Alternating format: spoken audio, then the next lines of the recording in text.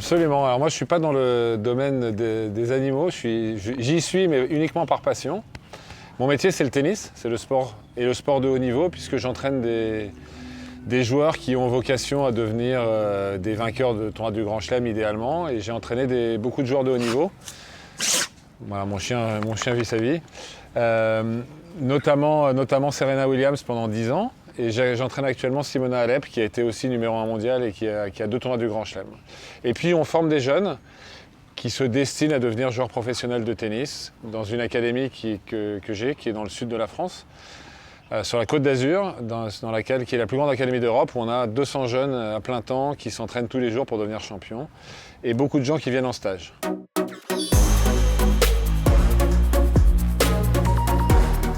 Absolument, c'est ma chienne Rottweiler qui s'appelle Oxy, qui a 4 ans et demi. J'ai 2 chiens et j'ai eu des chiens toute ma vie. Voilà, j'ai eu des portées. Enfin bon, j'aime tous les animaux, mais j'ai une affection toute particulière pour les chiens avec qui l'être humain a développé quand même une relation qui est, je pense, unique.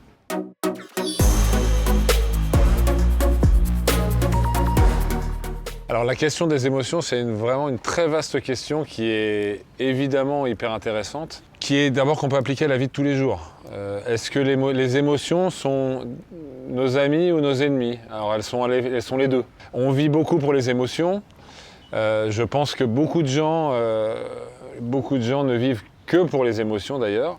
Moi personnellement, c'est quelque chose qui est très important pour moi. Donc c'est évidemment quelque chose de très positif. On recherche de l'émotion. D'ailleurs les gens qui prennent des drogues, c'est aussi pour vivre de l'émotion. C'est dire à quel point c'est important.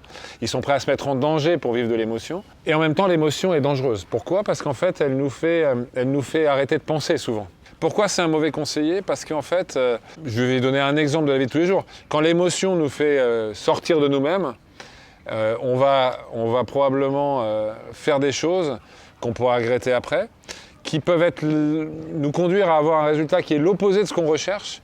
Voilà, donc dans pas mal de cadres, en fait, l'émotion est très dangereuse. Donc je dis toujours qu'il faut prendre de la distance par rapport à l'émotion quand l'émotion nous prend, même dans la vie de tous les jours, dans la vie amoureuse, dans la vie amicale, dans la vie professionnelle. Lorsque l'émotion nous prend avec beaucoup de force, c'est important de s'en rendre compte, de prendre du recul et d'attendre que ça passe pour avoir une réflexion sur les dispositions à prendre plutôt que de les prendre sur le moment quand on est sous le coup de l'émotion. Alors dans le sport de haut niveau, c'est encore pire parce que évidemment, il y a plein de problèmes qui sont liés à l'émotion. Le premier, c'est que l'émotion peut nous faire perdre nos moyens. Pendant un match de tennis, lorsque les joueurs sont trop dans l'émotion, la peur de gagner, la fameuse peur de gagner, la peur de perdre, l'énervement, la frustration qui est liée au fait qu'on n'arrive pas à faire ce qu'on veut, tout ça, ça peut faire déjouer de façon énorme. Alors c'est pas toujours le cas, hein. Il y a des exceptions et c'est pour ça que je ne fais pas de règles.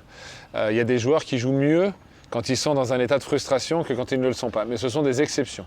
Globalement, ça n'aide pas beaucoup. Et les joueurs sont en permanence dans un combat contre eux-mêmes. Un match de tennis, c'est un match contre l'adversaire, mais c'est avant tout un match contre nous-mêmes pour arriver notamment à contrôler nos émotions, pour pouvoir être performant face à l'adversaire et avoir une chance de gagner. Et là, il y a un parallèle évident avec l'animal.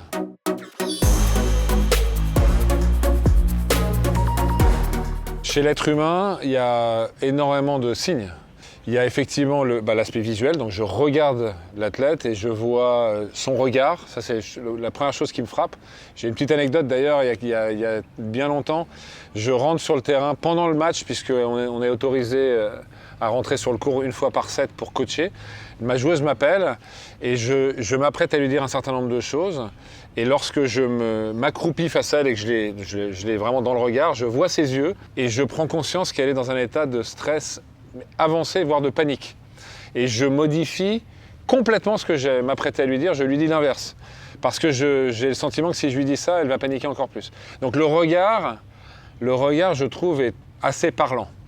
Ensuite, donc les yeux, les pupilles dilatées, enfin bon, je ne saurais pas dire dans le détail qu'est-ce qui fait que, mais le regard me parle beaucoup. Évidemment, ce que les anglo-saxons appellent le body language, la manière de se mouvoir. Quelqu'un qui... les épaules, elles sont en dedans, est-ce qu'elles sont sorties? Est-ce que la personne est agitée ou est-ce qu'elle est très calme? Tout ça, ça donne beaucoup d'indications évidemment. On peut entendre aussi le souffle. Quelqu'un qui a le souffle court, qui respire comme ça, c'est quelqu'un qui est dans un état de stress important aussi. Donc il y a plein de signaux auditifs, évidemment la manière dont il va parler, dont il va s'exprimer, les mots qu'il va choisir, mais même le débit. Tout ça, toutes ces indications-là, je les perçois et je dois les percevoir parce qu'elles vont me donner une idée assez précise de son état psychologique du moment.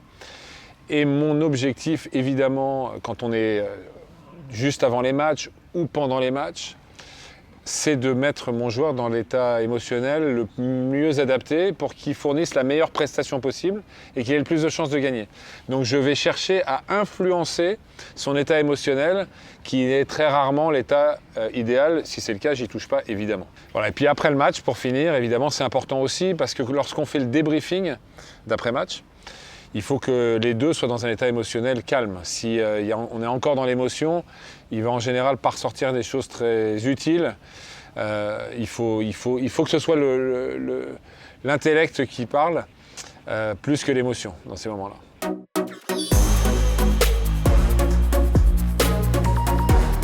Alors bien sûr, le coaching de haut niveau, c'est du cas par cas parce que les joueurs sont tous complètement différents et réagissent à des choses différentes. Mais il y a évidemment des choses qui sont en général qui sont valables à peu près tout le temps. Mon état émotionnel va jouer sur le sien. Si moi je suis extrêmement calme, que j'ai un débit qui est plutôt lent, je vais amener la personne à se calmer. Alors que si moi-même je suis agité, ce qui pourrait arriver parce que l'état agité du joueur peut agiter le coach. Le stress est très contagieux, mais il est impératif en tant que coach d'être très calme, d'avoir un débit, encore une fois, très mesuré, et on peut ramener le calme. Mais encore une fois, il n'y a pas de règle. Parfois, pour calmer quelqu'un, il faut crier. C'est une stratégie qui peut fonctionner. On peut amener quelqu'un au calme en le grondant. D'ailleurs, j'ai une anecdote qui est intéressante, que j'ai observée, qui n'est pas une anecdote de coaching. Lorsque je pense que c'est arrivé à pas mal de gens. Je vous donne un exemple, on est au restaurant, le serveur est horriblement long, tout le monde est agacé parce que tout le monde a faim et on n'arrive pas à être servi. Si on voit quelqu'un, donc on est agacé contre le serveur, si quelqu'un à une table à côté s'énerve contre le serveur, ça va nous ramener au calme immédiatement et on aura envie presque de prendre le parti du pauvre serveur qui se fait engueuler. Donc ça va complètement nous enlever notre agressivité. Donc on peut jouer sur ces facteurs-là. Mais ensuite, donc globalement quand même il vaut mieux être calme et avoir un débit lent. En fait il y a beaucoup de feeling c'est de la prise de décision sur le moment. Et il faut se faire confiance à soi, à sa perception de l'autre, à sa connaissance de l'autre. Mais de manière générale, l'idée, c'est vraiment, de soi-même plutôt d'être calme, d'employer des termes qui sont apaisants pour la personne. Et quand on la connaît bien, on sait ce qui va l'apaiser. On peut décrire un cadre, le cadre dans lequel on est, le décrire de manière apaisante. C'est ce que j'ai fait d'ailleurs avec cette joueuse quand je suis rentré sur le court. J'avais l'intention de lui dire d'être beaucoup plus agressive sur les retours de service parce qu'il y avait beaucoup d'opportunités qu'elle ne prenait pas. Et quand j'ai compris qu'elle paniquait, je me suis dit que si je lui demandais d'être plus agressive, j'allais générer encore plus de panique puisque prendre des risques quand on est paniqué, c'est encore plus effrayant. Et donc je lui ai dit l'inverse. Je lui ai dit, son service est tellement lent qu'il ne peut rien t'arriver. Donc recule, prends ton temps, mets la balle en jeu tranquillement et puis après tu verras bien ce qui se passe. Et en fait, je lui ai dit ça de façon complètement naturelle. Elle s'est dit, elle a eu le sentiment qu'il n'y avait plus aucun risque. Donc je lui ai retiré l'idée du danger et en lui retirant, je l'ai apaisé naturellement. Voilà globalement. Et puis sinon, on peut jouer sur des émotions. En fait, un match de tennis, c'est un combat entre un stress intense, puisque le joueur a toujours du stress et les plus grands joueurs du monde, c'est peut-être difficile à imaginer, qui jouent depuis 20 ans au plus haut niveau mondial, des matchs quasiment tous les jours, font beaucoup d'allers-retours aux toilettes avant les matchs, si tu vois ce que je veux dire. Parce que le stress, ils ont du mal à le contenir eux-mêmes. Et je sais que même les plus grands acteurs, avant de rentrer sur scène, souvent vont même vomir de stress. C'est dire à quel point le stress est là. Et c'est un combat entre le niveau de stress qui en fait n'est jamais le même. Parce qu'en fait, il y a un stress global de la compétition, qui est variable en fonction de l'importance du tournoi. Quand on joue un tournoi du Grand Chelem, le stress est bien supérieur. L'importance du tournoi, la peur ou pas de l'adversaire. Certains adversaires font plus peur que d'autres parce que, par exemple, mon joueur a beaucoup perdu contre ce joueur, donc il le craint plus. Les conditions de jeu, la manière dont le joueur se sent en ce moment, s'il n'est pas en confiance, etc. Donc tout ça va générer un stress, un niveau de stress qui va aller on va dire de 4 à 10. Bon. Pour contrebalancer ce stress, il va y avoir un niveau de confiance. Il faut que les deux soient à peu près équilibrés. S'il y a un déséquilibre dans un sens ou dans l'autre, c'est pas bon. S'il y a une surconfiance, ça peut générer un très mauvais match, qui peut déboucher sur une panique assez rapidement, parce que quand l'excès de confiance conduit à la perte du premier set et à un break, et là c'est panique à bord, on ne comprend plus rien. Et à l'inverse, évidemment, quand la confiance n'est pas suffisamment haute, le stress est trop important et il va tétaniser. Et donc la performance sera mauvaise. Donc moi je vais chercher à rééquilibrer les deux en permanence. Et je peux jouer sur limiter le stress, mais je peux jouer aussi sur augmenter la motivation et la confiance. C'est les deux paramètres sur lesquels je joue.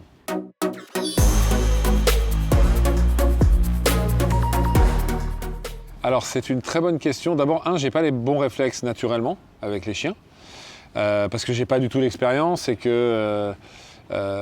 que je suis moins en territoire connu avec un animal qu'avec un être humain. Si j'avais passé toute ma vie avec des chiens, en permanence, je veux dire, comme je l'ai fait avec des êtres humains, probablement je me sentirais plus à l'aise. Je suis très très à l'aise avec mon chien, mais je veux dire, je suis moins à l'aise pour adopter la bonne stratégie. Donc je fais appel à des professionnels qui m'ont aidé. Et c'est un bon exemple parce que ma chienne que vous avez vue tout à l'heure, elle était paniquée avec les femmes et à l'intérieur de la maison. C'est-à-dire que les femmes à l'extérieur de la maison, non. Les hommes à l'intérieur, a priori pas, et les femmes, oui. Et donc, j'ai eu les mauvais réflexes, à chercher à la rassurer, etc. Ce qui, évidemment, a été encore pire. Ou à un peu forcer le truc, à l'obliger à s'approcher de la femme pour lui montrer qu'il n'y avait pas de danger. Mais ça n'a fait qu'augmenter son angoisse. Et on m'a donné une stratégie qui était super, qui a consisté en fait que j'ai utilisé avec les êtres humains d'ailleurs, mais pas avec mon chien. J'ai pas eu le réflexe et pas eu l'idée. Qui a consisté à utiliser le jouet qui l'excite le plus et qui la met dans un état d'excitation totale, dans lequel elle oublie toute peur de quoi que ce soit, dans ce fameux lieu où elle avait peur. Et donc, en l'y amenant avec le Kong et en la faisant jouer, elle a complètement oublié l'endroit où elle était. Et en le faisant régulièrement, elle a fini par plus avoir peur de cet endroit-là du tout. Et en la faisant jouer avec des femmes à cet endroit-là et avec ce fameux Kong, elle s'est rendue compte qu'il n'y avait absolument aucun danger avec les femmes et à cet endroit, c'est-à-dire à l'intérieur de la maison.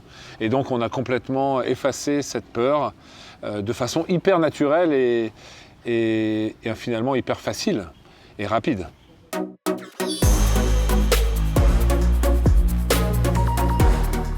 Alors ça oui, tout à fait.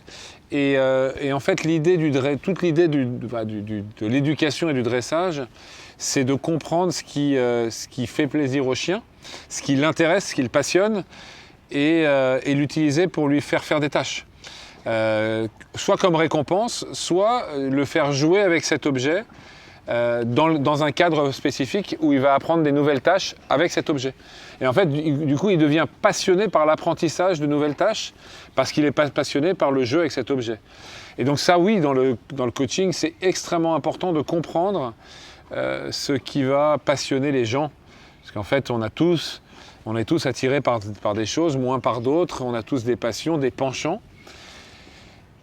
Et si on utilise ça, on peut faire des choses extraordinaires avec les gens. Et je dis toujours que les gens vont chercher toujours à utiliser ce qu'ils aiment et à utiliser ce qu'ils font de bien. Quand on fait quelque chose de bien qui nous valorise auprès des autres, on va chercher tout le temps à se mettre dans cette configuration-là. Voilà. Donc c'est pareil pour les chiens en fait. Donc si on sait faire ça, on peut leur apprendre absolument tout et c'est un plaisir incroyable. Et en fait, on n'apprend jamais mieux que quand on a du plaisir. C'est vrai pour les êtres humains. D'ailleurs, tous les gens qui sont exceptionnels dans un domaine, c'est parce qu'ils sont passionnés et que ça les intéresse par-dessus tout. Mais c'est vrai pour les animaux aussi. Donc si on utilise ce qu'ils aiment, ce qui leur plaît, ils peuvent développer des facultés extraordinaires.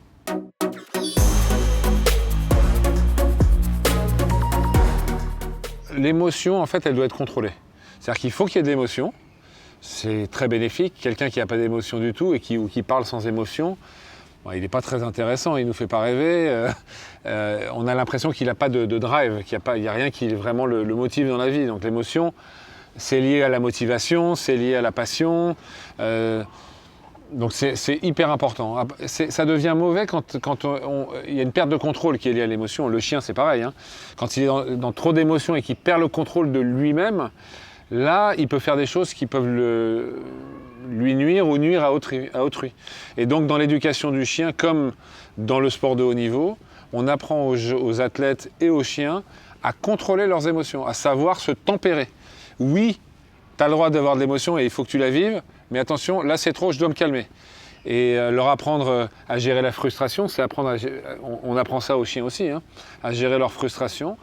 D'ailleurs, il y a des chiens qui le font extraordinairement bien, d'autres moins bien, mais c'est un apprentissage. C'est un apprentissage pour l'être humain de la même manière. Sur un cours de tennis, on le voit. Le sport de haut niveau nécessite beaucoup de savoir négocier avec sa propre frustration et la contrôler. Donc de l'émotion, oui on en veut, mais une émotion sous contrôle.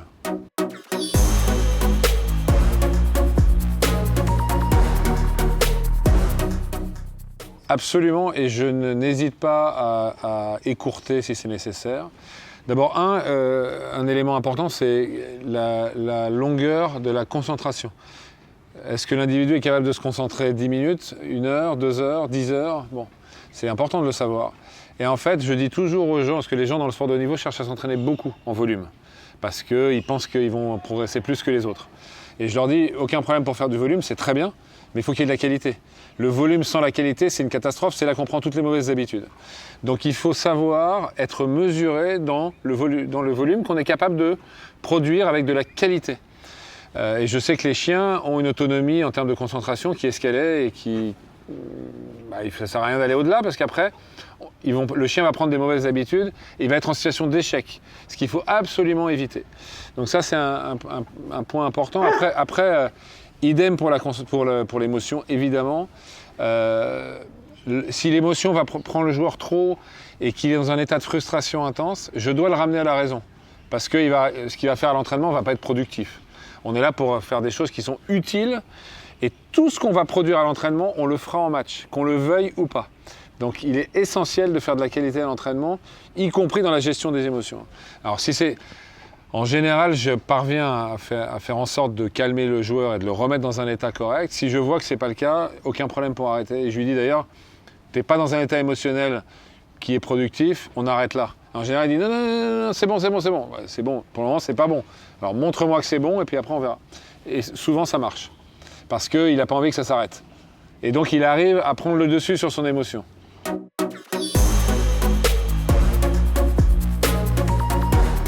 Absolument. D'abord, la confiance, c'est une clé dans tout. Dans le sport de haut niveau, évidemment, mais dans tout, dans la vie. Les gens qui ont confiance en eux, ils peuvent faire absolument tout et n'importe quoi. Il n'y a pas de limite, tout est possible, tout est permis. Les gens qui n'ont pas confiance en eux, de toute façon, ils n'essayeront même pas. Donc, il y a peu de chances qu'ils y arrivent. Et au moindre petit échec, ils vont repartir en arrière et ils vont abandonner. La confiance, ça permet tout. Donc, c'est essentiel. Et mon job de coach, c'est de construire la confiance des gens. Donc, je dois les mettre en situation de réussite tout le temps.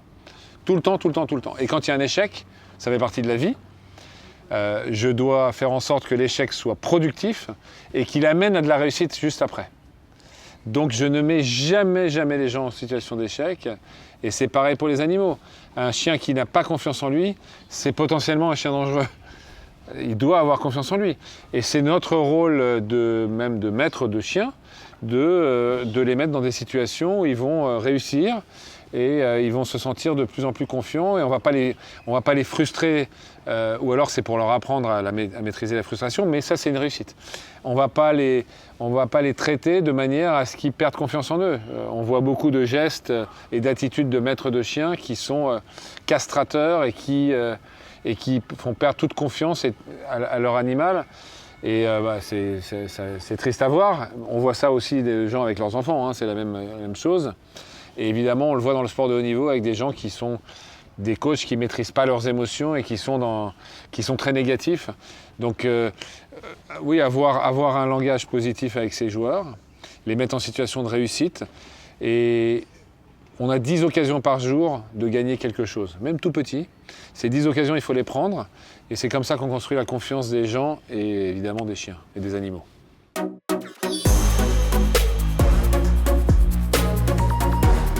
Absolument. D'abord, je ne leur parle pas du tout de la même manière. Un joueur qui est extraverti, un joueur introverti, un joueur, j'en sais rien, polonais ou un joueur sud-américain, ce sont des cultures différentes. En plus, alors les cultures donnent une idée générale sur la personne, évidemment, puisqu'on est tous influencés par les endroits où on a été éduqué, on est tous influencés par les parents qui nous ont éduqués, et donc chacun est complètement différent. Donc je m'adresse à chacun de façon totalement différente. D'ailleurs, je dis toujours, j'essaie d'être le coach idéal pour chacun. Donc chacun a un coach idéal qui serait, on pourrait faire le portrait robot du coach idéal pour chaque joueur, et c'est une personne complètement différente. Je ne parle même pas d'un éducateur différent, d'une personnalité différente. Donc j'essaye d'avoir la personnalité idéale pour chaque joueur, et évidemment les séances, oui, il y a des joueurs qui n'aiment pas les entraînements fermés, où ils ont des obligations de jouer dans certaines zones, ça les crispe, ils n'arrivent pas à bien le faire, et d'ailleurs ça les met en situation d'échec. Ils sont trop créatifs pour ça, ils ont besoin d'avoir plus de liberté. Donc je vais leur donner plus de liberté dans les séquences de jeu. D'autres au contraire ont besoin d'avoir des zones très précises avec beaucoup de répétitions. Chacun est complètement différent. L'idée c'est vraiment, comme j'ai dit tout à l'heure, d'utiliser ce qui leur plaît, et là où ils sont performants, donc ça je vais toujours le mettre en valeur, je vais toujours axer les entraînements sur les points forts des gens. Les entraîneurs ont beaucoup le sentiment qu'ils sont là pour trouver les points faibles de leurs joueurs et les améliorer. Le problème c'est qu'on ne gagne pas les grands tournois avec ses points faibles, on les gagne avec ses points forts. Donc la confiance vient aussi en développant ses points forts. Les grands chelems, on les gagne avec des coups extraordinairement forts. Donc il vaut mieux se centrer sur le positif, c'est-à-dire ce que les gens font de bien et de le développer plutôt que de se concentrer sur ce que les gens font de mal. Mais ce que les gens font de bien, c'est différent pour chacun. Donc là pareil, je m'adapte. Le sport de haut niveau et le coaching, ce n'est que de l'adaptation à l'individu. Ce n'est que ça. Et je pense que l'entraînement des animaux, et des chiens en particulier, puisque c'est ceux qu'on entraîne le plus, c'est que du sur-mesure aussi. Et d'ailleurs, les gens avec qui j'ai eu la chance de travailler, qui sont avec les chiens qui sont exceptionnels, et notamment un qui est à côté, là, que vous ne voyez pas, m'a dit, d'ailleurs c'est pour ça que j'ai tout de suite adoré travailler avec lui, il m'a dit mot pour mot ce que je dis dans le tennis, lui il l'a dit pour les chiens. Je lui ai dit comment t'entraînes les chiens, il m'a dit je n'ai pas de méthode, je m'adapte à la personnalité de chaque chien et je vois ce qu'il aime, ce qu'il n'aime pas, et en fonction de ça, je vais diriger mes entraînements par rapport à l'individu qu'il est.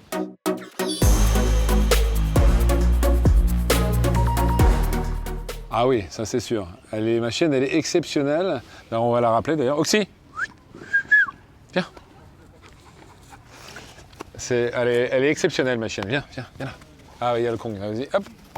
Là, il y a sa meilleure amie. Sa meilleure amie, c'est pas moi, hein, c'est le Kong. Assis, couché. Très bien, pas bouger. Elle est exceptionnelle parce d'abord, elle est d'une gentillesse phénoménale. Viens ici. Viens. Ici. Assis. Couché, pas bouger. Elle est d'une gentillesse exceptionnelle. D'ailleurs, ça se voit dans son regard. Elle est incroyable. Elle est hyper joueuse, donc elle est hyper joueuse. Elle est hyper sportive, ce qui me plaît particulièrement. Elle nage incroyablement bien. Elle adore nager. Évidemment, courir, sauter. Le Kong, lui lancer le Kong à droite à gauche. Elle est en train de se battre pour le récupérer. Je vais lui laisser quand même. C'est son grand plaisir. C'est la meilleure amie de mes enfants, notamment de la plus grande. La plus petite a été un peu apeurée au début, maintenant elle a plus peur. Mais la plus grande qui a aujourd'hui 6 ans, elle joue avec elle des heures dans la piscine, à lui lancer la balle, à l'extérieur. Et elle fait attention à elle de façon incroyable. Donc elle est juste exceptionnelle. Je m'adapte à elle aussi, évidemment. Apporte.